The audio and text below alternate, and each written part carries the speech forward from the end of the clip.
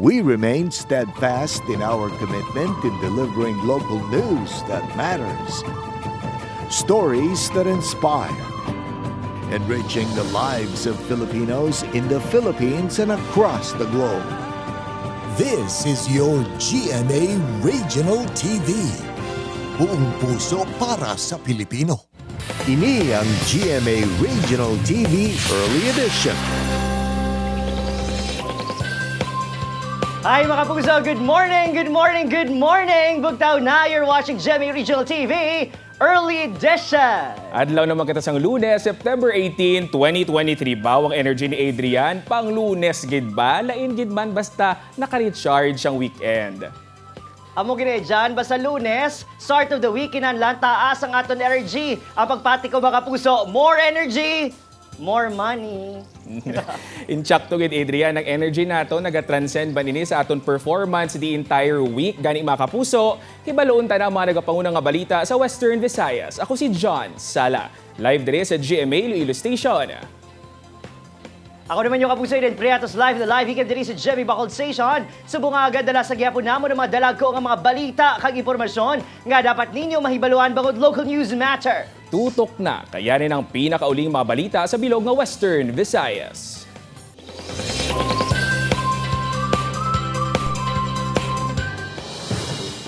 Mga puso, ibukada sa simana, isa man ka big time oil price hike ang lauman sa publiko ilabinagin sa aton mga kapuso nga motorista. Base sa oil industry sources, igapatuman buwas ang 2 pesos kag 30 sentimos, tubtob 2 pesos kag 60 sentimos nga saka sa presyo sang kada litro sang diesel. Ang gasolina magasaka man sang piso kag 70 sentimos, tubtob 2 pesos ang litro. Samtang ang kerosene magasaka sang 2 pesos, tubtob 2 pesos kag 30 sentimos kada litro. Ang pagsaka buwas ang ika-11 na nga asod-asod nga semana para sa diesel kag kerosene. Samtang ika-10 naman para sa gasolina. Aminadong chairperson sang Committee on Health, Sanitation and Hospital Services sa Iloilo City Council nga si Councilor Alan Zaldivar nga makabig makaalarmang liwat nga pagsaka sang kaso sang acute gastroenteritis sa Iloilo City. Gani iluyag sini nga mas mapadasig pa ang pag-amyenda sang ordinansa nga nagaregulate, monitor kag nagamando sa ambulant vendors nga magsunod sa insyakto nga food handling. Santo sa ginaduso nga amendments ni Zaldivar nga mangin requirement sa mga ambulant vendor ang pagsuksok sang gloves, hairnet kag apron.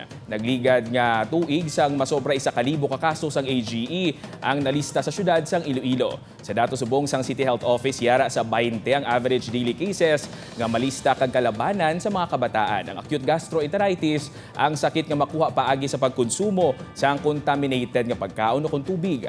Pila sa mga sintomas sini nga dapat bantayan ang pagsakit sang tiyan kag diarrhea.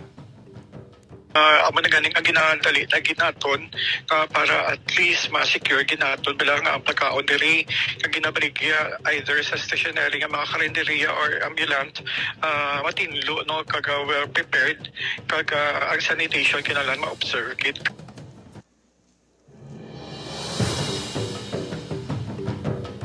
Kami pangdulong na lang ng isa-isa. Mga residente sa Bacol City nga nagkuha sang ayuda sang bugas. Sang weekend, malaka-laka na lang. DSSD magapatigayon sang mapping sa mga wala pa nakakuha sang ila bugas. Nakatutok Irene Pedreso. Halos paubos na ang pinutos ng mga bugas nga inugpanghatag kuntani sa mga residente nga naapektuhan sang kalamidad diri sa Barago Elementary School sa Bacolod City sang weekend. Tagduha ka kilo nga bugas ang mabaton sa mga residente matapos ging paidalom sa state of calamity ang syudad. Gina-ekspektar nga sa katapusan nga adlaw sang distribution, madamo pa sang mahingagaw, apang talalupang doon nga malaka-laka na lang ang nagakuha sang ayuda ikumpara sa nagligad nga Sabado kag Domingo. Sunod sa DSSD Bacolod, halos 90% na sa mga residente sa kabaranggayan ang nakakuha sang ayuda. Mostly, nagkuluha sila ang nagdamo ged sang last Sunday pa.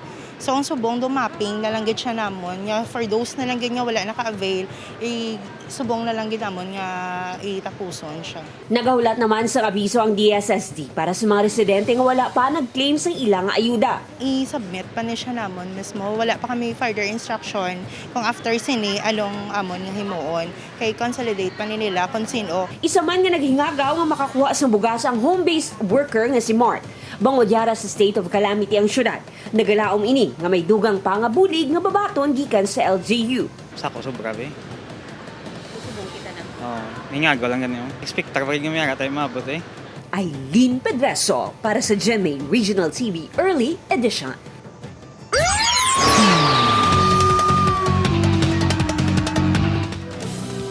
Patay ang 35 anyos nga si Hernani Caspilio tumandok sa Barangay Purog, Duanyas, Iloilo. Kag temporaryo nga nagapuyo sa Barangay San Isidro, Haro, Iloilo City matapos matiruhan kahapon sa Zone 5, Barangay Ungka, Haro. Antes ni si Caspilio ang ginapasuni naglabo sa utod sang iya live-in partner nga si Ramel Hakome, isa ka barangay tanod sa amuman nga barangay. Samtang sila ang yara sa isa ka birthday party. Gilayon naman nga gindala sa ospital si Hakome para mabulong. Ginaligar nga may daan nga hilikot-anon ang nagpatunga kanday Caspilio kagakome nga ginalantaw amo ang gitunaan sang insidente. Pila ka oras matapos ang insidente, nagsungka sa Haro Police Station si Senior Jail Officer 1 Reynaldo Palma, residente man sang Barangay Ungka, nga nag-ako nga siya ang nakatiro kay Caspilio.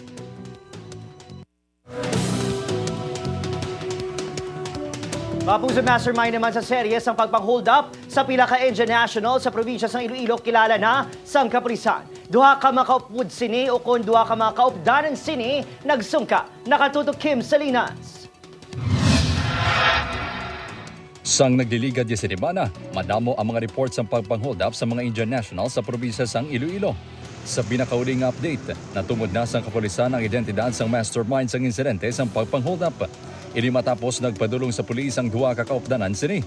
Ginkilala ang mastermind nga si alias Bonjo, residente sang Dumangas, Iloilo. Suno sa kapulisan, ginatumod rason sa pagpang-hold up ni Bonjo, amo ang pagsagod sang bisyo sini sa illegal nga droga. They are into drugs, kaya siguro to sustain sa ilang bisyo, nag-result sila sa pagpang-hold up sa mga Bombay. Suno sa isa sa mga nagsungka nga si alias Boy, 5 na kabulan sang ginrecruit ni Bonjo nga mang-hold up. Nag-upod ini pangod sang kapigaduhon. Nga mo na nga kay tungkol sa wala man ang kwarta. Tapos do inado ya pala ko nga ti. Kamo na nga nag-upod na lang. Suno sa kapulisan, ang grupo ni Bonjo ang sa likod sang pagpang-hold up sang Indian Nationals sa Barotac Nuevo sang Setyembre kag Dumangas sang Agosto. Amo man ang hold up sa mga banwa sang Santa Barbara, Nuluzena, Barotac Nuevo, Pototan, Mina kag Cabatuan. Naglabot na sa 100,000 pesos nga kwarta kag balor sa motor ang nakawat ni Bonjo. Sang Biyernes, nagpatigayon sang entrapment operation ang mga kapulisan apang nakapalagyo si alias Bonjo. Apisar sini, pasalig sang Iloilo Provincial Police Office sa mga pumuluyo. I don't want nga mag-loosen kita sa aton guard. And we continue sa aton nga entrapment kag dragnet operations. No? In case nga magtuhaw ni sila, we will not give room para nga maghihimo dawat sina nga amo ng insidente diri sa probinsya sang Iloilo. Kim Salinas para sa GMA Regional TV Early Edition.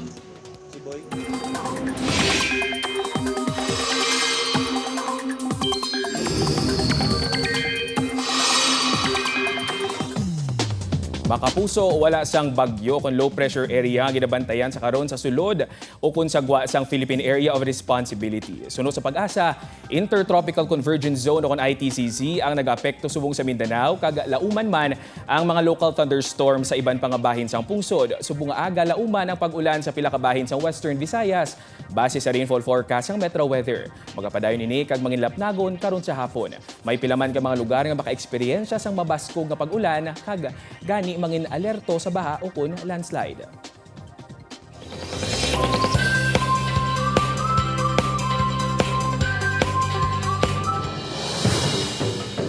Kapuso, para naman sa aton nga globalita, patay bangod sa pagbinaha sa Libya nagdangat na sa kapin 11,000 katawo. Samtang Eastern Canada ginbayo sa mabasog nga hangin nga dala ni Bagyo Lee. Nakatutok Julius Bilacaol. Sa pinakaulihing nga datos, nagikan sa Libyan Red Crescent. Naglabot na sa 11,300 katawang napatay sa pagbinaha sa Libya sang Damlaglang. Kapin 10,000 naman ang nagapabiling nga missing.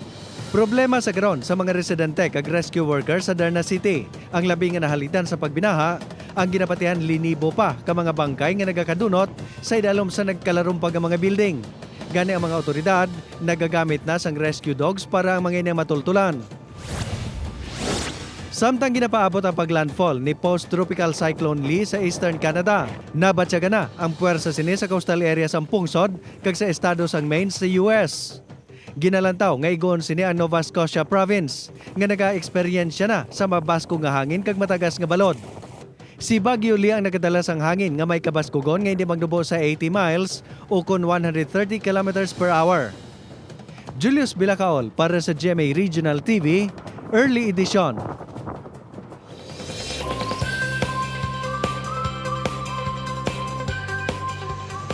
Last quarter sang 2023 natala na ang pagpatuman liwat sang local public transport route plan sang Iloilo City. Sa siningation, kinalauman nga mas handa na ini kung ikumpara sa unang bersyon nga nagtugas ang pagsalangisag sa publiko ilabi na sa mga pasahero. Apang ang PSTMO mismo nagpahayag nga madamo pagid sang kulang kag sa madason nga tuig 2024 pa ini ginalauman nga lubos nga mapatuman. Ang pagpanghanda para sa implementasyon sini ang tutukan ta sang spotlight. Kaangot sa mga balita makaupod ta subong nga aga live diri sa studio ang hepe sang Iloilo City PSTMO nga si Sir Jack Punlo. Good morning sir, kaga welcome sa GMA Regional TV Early Edition. Yes John, good morning. Kag may agagid sa aton mga kapusong Ilonggo diri sa syudad kag probinsya sang Iloilo. Sir, ang number one gid nga pamangkot subong sa mga taga Iloilo City, san ugid naton ipatuman ang LPTRP sang syudad sang Iloilo kag ang pagpatuman bala sini insigida dayon. Yes, no. Initial is October 10 naton ipatuman, no, but base sa aton ng mga series of meetings, no, upod sa aton lain-lain ng mga government agencies and transport cooperatives, possible ma-move naton initial, no, kay hindi naton gusto masulit ang natabo sa nagligad, no. So initial hindi niya diretsuhan na nga pag-implement, no. So matamat may transition kag we're making sure nga hindi ni siya masyado gid maka-apekto dayon, no, sa aton nga mga pasahero because sa lain ni sa sanguna kag lain naman niya ang subong. Sir, do may mga required kita nga number of units kag in the meantime kung hindi naton makomply ang modernized nga mga jeepney, ano ang mag-augment anay subong sa city? Yes, as of the moment John Mara, kita total of 486, no, ka mga modernized jeep diri sa aton syudad, no. So ang kakulangan sini iga-augment sa aton nga mga traditional jeepneys nga as of the moment may ara na kita 2,400, no, nga naisip, no, nga pwede mag-augment para sa aton nga mga modernized jeep, no, and we will make sure nga ini siya hindi siya magkulang, no, because nga sa aton pagpatuman sa aton nga enhanced LPTRP dyan, hindi na ni siya nga siling ang first town o kung aton Oton, Liganes, kag Pavia, hindi makasulod, no. Makasulod sila gihapon, no, status quo sila until such time nga ma-approve sa aton nga DOTR ang iya sa aton nga Iloilo province nga LPTRP. Sa subong sir, leading up to the implementation of the LPTRP, ano pang aton mga pagpanghanda nga obra to assure ang smooth nga pagpatuman sini? Yes, apat ang amon nga gidiscuss nga importante nga pagpanghanda. Amo ang una, ang pagbutang sa aton nga loading and loading box o conveys, no, sa aton sa mga dulugan sa aton nga mga salakyan. Ikaduha, ang muning information dissemination nga obrahon naton within the week masugod na nasa dyan, no. Ikatatlo, ang pagpasiguro sa numero sang jeep nga igahatag sa aton nga transport cooperative. Kag ikaapat ang enforcement, no, sang aton nga lain-lain nga mga agency diri sa aton syudad. Okay. Sir, this part sang aton nga pagistoryahanay subong aga may makaupod kita guest naton from the public, no, ang aton stakeholder gikan sa Tagbak Terminal aton nga bisitahon dira kung sino-ang mga luyag nga maghatag sang pamangkot kay Sir Jack Punlo subong aga. Good morning. Good morning, sir. Sir, anong imuluyag nga ay palabot kay Sir Jack subong aga? Una sa tahan, good morning, sir. Sir Jack Punlo, good morning. Sir, nabalaan ko nga ginpospon subong ang LTPRP. So, kung ipatuman ni sa October 10, siguro may mga adjustment kita sinamahimo. Ang pamangkot ko sa imo kung ano ang mga adjustment nga mahimo naton sa implementation sa LPTRP. Yes, Sir Ronnie, no, ang una ginatong ubrahon ang aton pag-implementar magadungan gihapon makadalagan ang aton nga enhanced LPTRP kag ang aton nga nang-renew o kung nakapa-rehistro nga mga old route naton nga may extension until December 31, no? So butsilingon kung anong nagadalagan subong anong nabatsagan subong sa aton nga pasahero nga mga ruta daw wala sang dako nga pagpag-o, no? So amat-amat di siya no naton ibuhin atong mga kolorom atong mga wala gid nakapa-consolidate o kung wala naka-renew sang ilang mga CPC o kung mga PAs, no, kag ang aton nga first town, no, hindi ni siya anay naton pagikwaon, no, kag based sa design sang aton nga Iloilo province magasigi mangyapon no sulod ang aton nga first town with the numbers na lang, no, with the limited numbers nga enough lang no nga maka-cater sa aton man nga mga pasahero sa aton nga mga Migedsi member nga mga towns sa syudad sang Iloilo.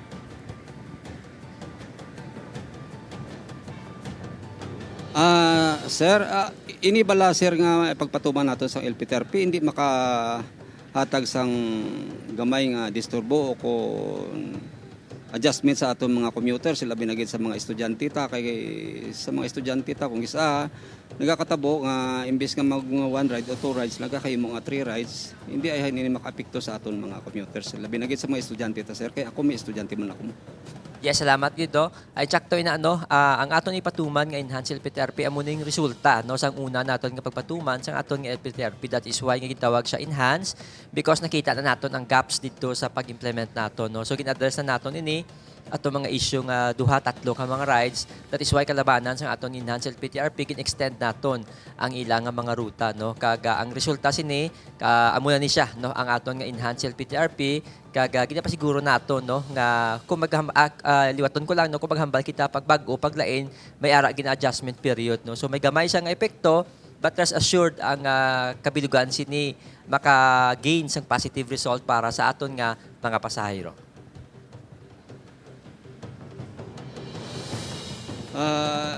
Salamat gyud nga madamo sir kag kabay pang matigayon tani tanan-tanan sa matawhay kag malinong. Salamat gyud sir Liwat. Thank you. Salamat gid. Sir Malunes, thank you gid sa imong mga palamangkutanon para kay Sir Jack. It's good sir no kay at least may baluan tagid from the grassroots sa aton mga pasahero, no. Ang kung ano yung mga concern para at least in some way ma-address man naton ini. Subong sir gamay na lang gid nga tion kag ipatuman na naton ang LPTRP. Anong mensahe mo subong sir sa aton mga pasahero?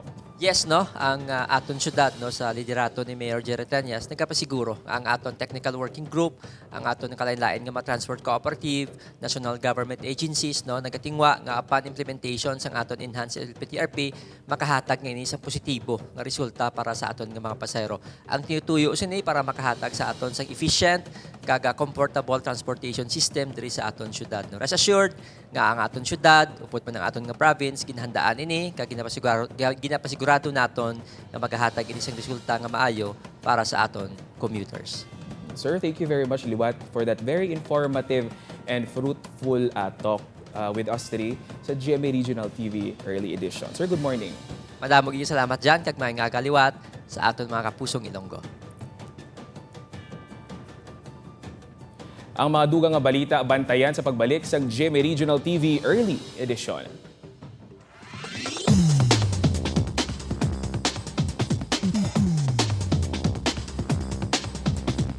Ini ang GMA Regional TV Early Edition.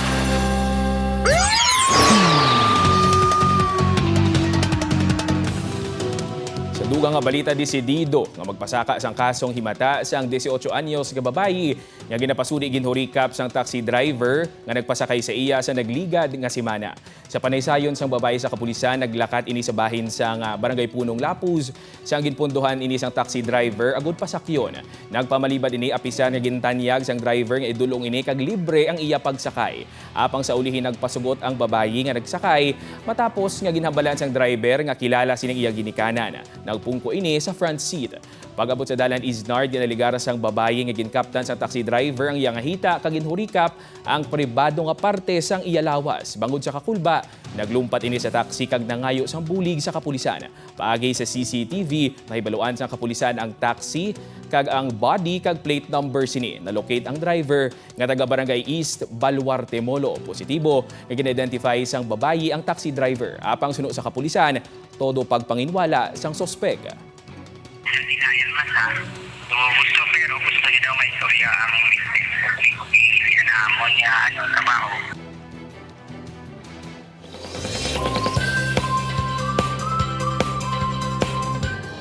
Naglabot na sa 2.34 million pesos ang kabaliguan nga ayuda nga nahatag sa nga DSWD sa mga magagmay nga rice retailer sa Western Visayas.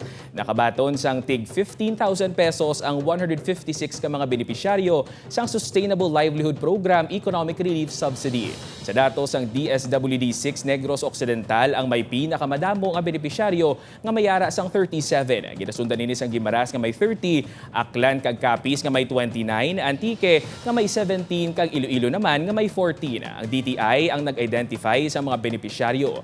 Madumduman nga paagi sa Executive Order No. 39 Series of 2023, hindi dapat maglapaw sa 41 pesos ang presyo sang regular milled rice kag 45 pesos naman para sa well-milled rice.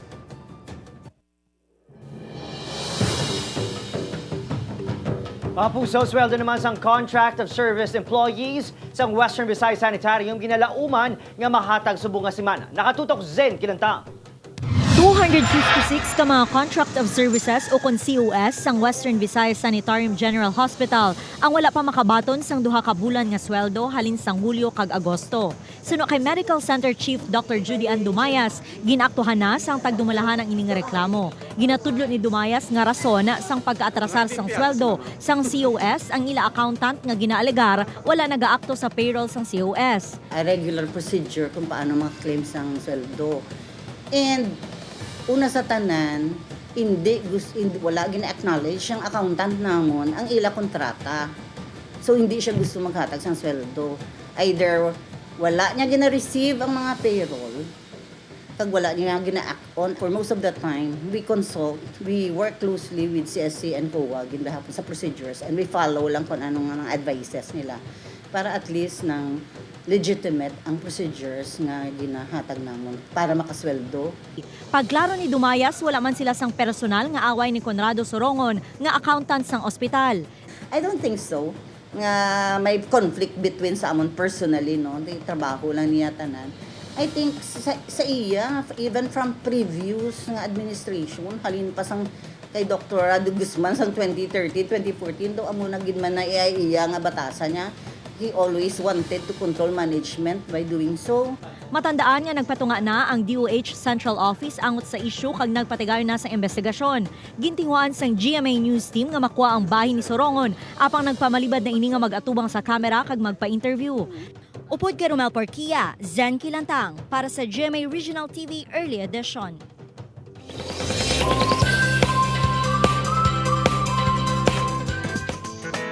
Nangin mainit ang pag-welcome sang fans sa mga bida sang Love Before Sunrise ang Sabado. Ang serye nga ginabantayan sa pong ito 2023. Ginapangunahan nini sa mga bida nga si Dennis Trillo, Bea Alonzo, upod man si Andrea Torres, Seth Cariona, kag Rojan Cruz.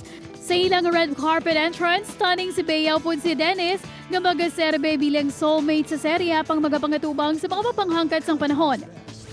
Aminado si The Missing Husband star Rocco Nacino nga relate gid siya sa karakter niya sa serye. Sa isa ka-interview, ginako ni Rocco nga nakaagi na siya scam nga feel gid niyang emosyon sa taping pa lang. Happy maniningan hatagan sa kabuhi ang mga eksperyensya sa OFWs, ilabi na sa mga nabudol kag nagakawadaan sa dako kantidad. Nanging trending ang pilot week sang hashtag maging sino ka man sa GMA. Gani mga binang sa ni Barbie Forteza kag David Licauco, thankful man sa mga bar defense nga mainit nga nagbaton na sila mga karakter bilang Monique kag Carding sa serye.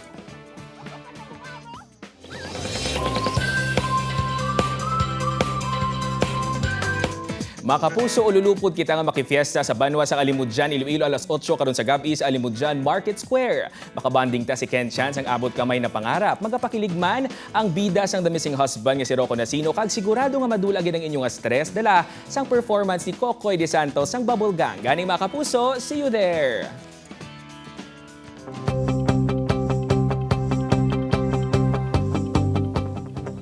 Diyan mga puso, bisan din kita magkadto ang pagsanyog sa isa ka lugar, masamig ginaangot sa transportasyon sini. Insyakto na Adrian, sinugan ni sa American Senator nga si John Hickenlooper. Any businessman will tell you that transportation is fundamental to success. Hindi tungod nga nagaprogreso ang lugar guto kag nagaigod ng trapiko ha. Ang matuod nga pagsanyog amo ang paghimo sang solusyon para mapaayo naton ang dalagan sang trapiko nga nagabulig man para madasig kapag hulag sang mga pumuluyo kag mapadali ang ilang mga transaksyon.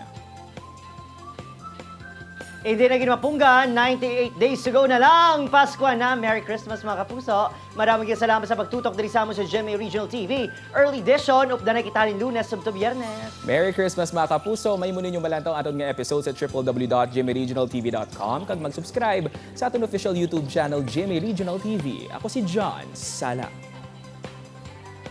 Kao naman yung kapuso Eden Prietos, bugos sa puwersa para sa mas dakong nga misyon kag mas masangkad nga pagserbisyo sa pungsod.